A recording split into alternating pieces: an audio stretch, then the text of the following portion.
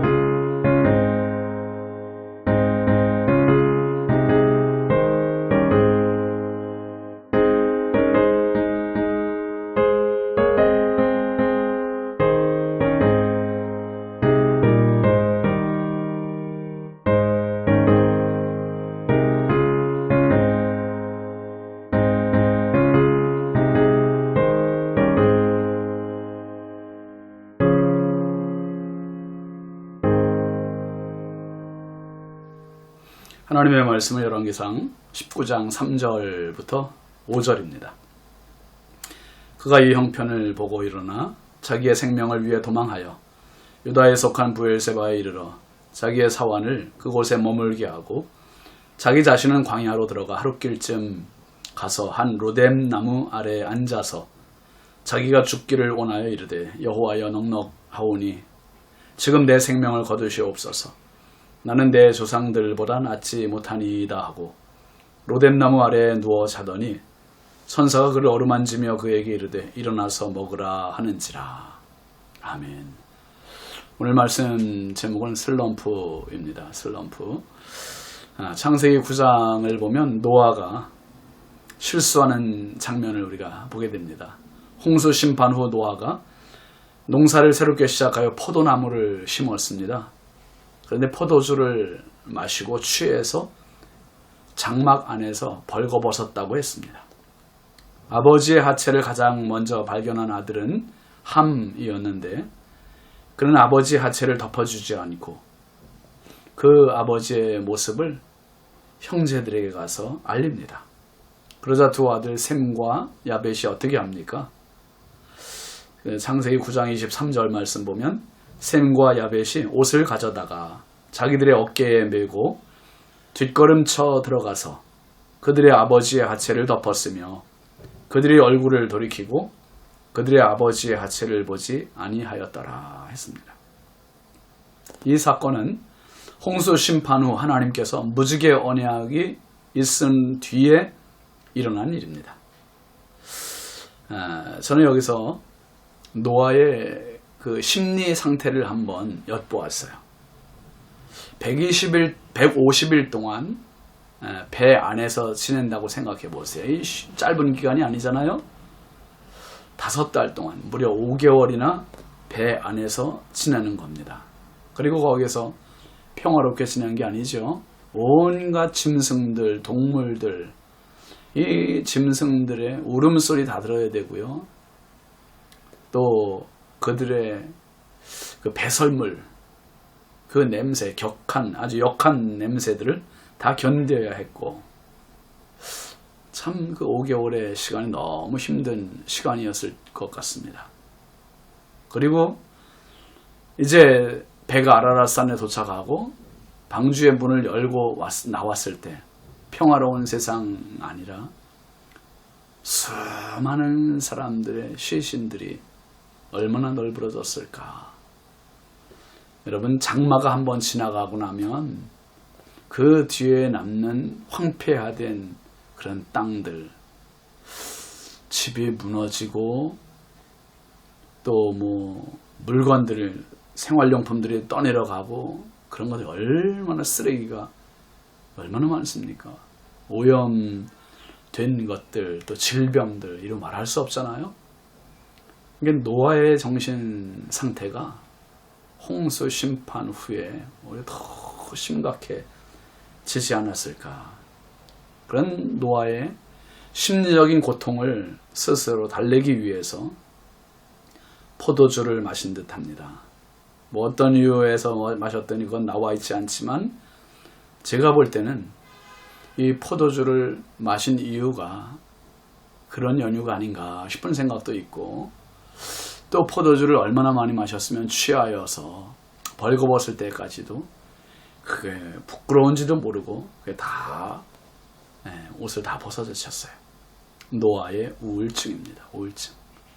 수많은 신앙의 위인이나 영성가들이나 목회자들도 정신쇠약이나 우울증을 호소하거나 치료하는 분들이 지금도 많습니다. 제가 아는 어떤 큰 교회 목사님은 목사님과 사모님이 공황장애가 온 거예요. 그래서 우울증 치료를 받으러 병원을 다녔다는 그 이야기를 직접 들었습니다. 그리고 또 어떤 대형교회 목사님 이야기에 의하면 웬만한 큰 교회 목사님들은 다 공황장애를 앓고 있다, 로고까지, 그리고 약을 먹고 있다, 그런 말을 또 하기도 했습니다. 여러분, 목회는 정신노동입니다. 감정노동입니다.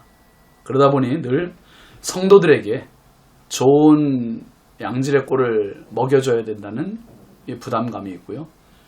그리고 성도들에게 먹이기만 하지 실제로 본인이 공급받는 건 또 없어요. 그러다 보니까 이 자신도 모르게 공허해지는 거죠. 힘들어지는 겁니다. 열심히 목회하다가 그런 때를 만나면 정말 잘 극복해야 돼요. 힘든 시간입니다. 저에게도 2005년도에 한번 그런 때가 있었습니다. 하나님 은혜로 정말 1년의 시간을 거치면서 잘 극복된 게 정말 은혜지만, 뭐 제가 아는 어떤 큰 교회는 목사님이 이런 우울증을 끝내 극복하지 못하고 교회를 사임을 하신 데가 있어요. 정말 아직도 창창한데, 목회가 좀 많이 남아있는데 그냥 사임을 하셨어요. 사임을. 또 한 교회도 마찬가지로 그 목사님도 사임을 하셨어요.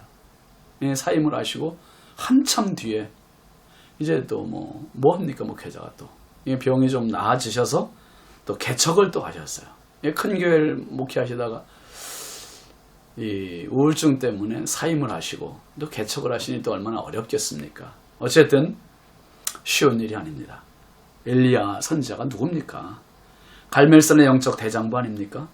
바알 선지자 450명과 영적 결투에서 한 방에 끝장을 내고 그들을 모조리 죽인 영적 거장, 그 사람이 엘리야예요. 누구도 그 무엇도 두려울 것이 없는 사람입니다. 그런데 오늘 엘리야의 전혀 다른 인간적인 모습을 우리는 볼 수 있습니다. 3절 보시죠. 그가 이 형편을 보고 일어나 자기의 생명을 위해 도망하여 유다에 속한 브엘세바에 이르러 자기의 사환을 그곳에 머물게 하고, 이세벨이 죽이겠다고 하는 소식을 들은 엘리야가 더 이상 갈멜산에 머물지 않아요. 갈멜산의 엘리야도 아닙니다. 걸음 하나 살려라 도망을 가요. 그것도 그 주변으로 도망간 게 아니라 멀찌감치 유다의 이스라엘의 제일 최남단 브엘세바까지 도망을 갑니다. 그리고 거기서 어떻게 합니까? 4절 말씀 보면 자기 자신은 광야로 들어가 하룻길쯤 가서 한 로뎀나무 아래 앉아서 자기가 죽기를 원하여 이르되 여호와여 넉넉하오니 지금 내 생명을 거두시옵소서. 나는 내 조상들보다 낫지 못하니이다.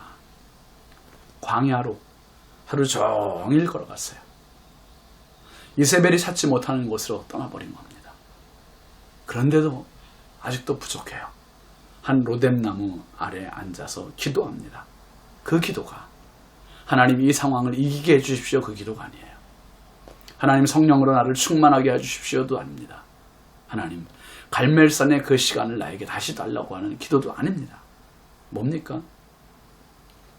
한 로뎀나무 아래 앉아서 자기가 죽기를 원하였더래. 죽기를 원하여.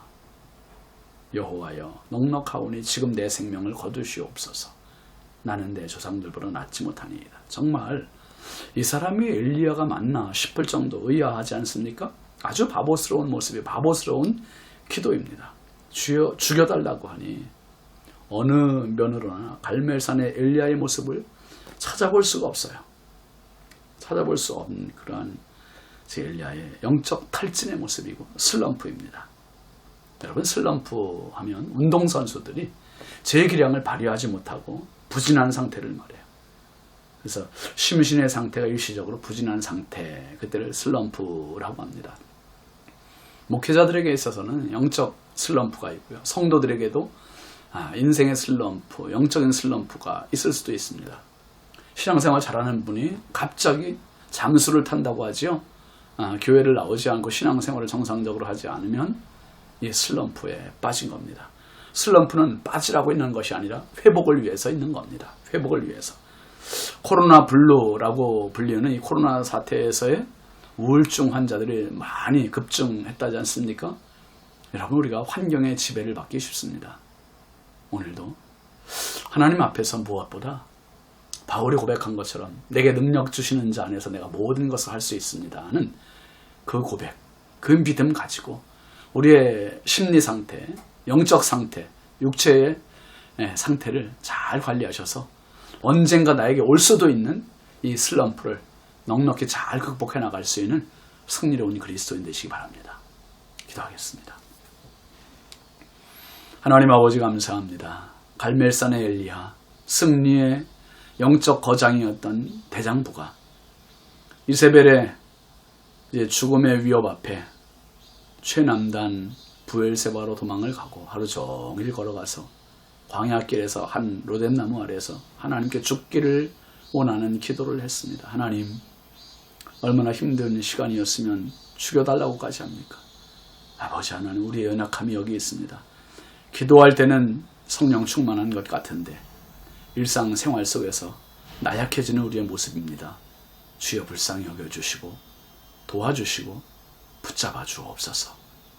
바른 건강, 하나님 육신적으로나 정신적으로나 영적으로나 날마다 하나님 붙잡아 주심으로 혹시라도 있을 이런 슬럼프에 잘 이겨나갈 수 있는 지혜와 은총을 더하여 주옵소서. 예수 그리스도의 이름으로 축복하고 기도합니다. 아멘. 예, 이제 8월의 마지막이네요. 여러분 내일이면 이제 마지막 날인데 9월 한 달을 또 기도와 믿음으로 또 출발하실 수 있기를 바랍니다. 축복합니다.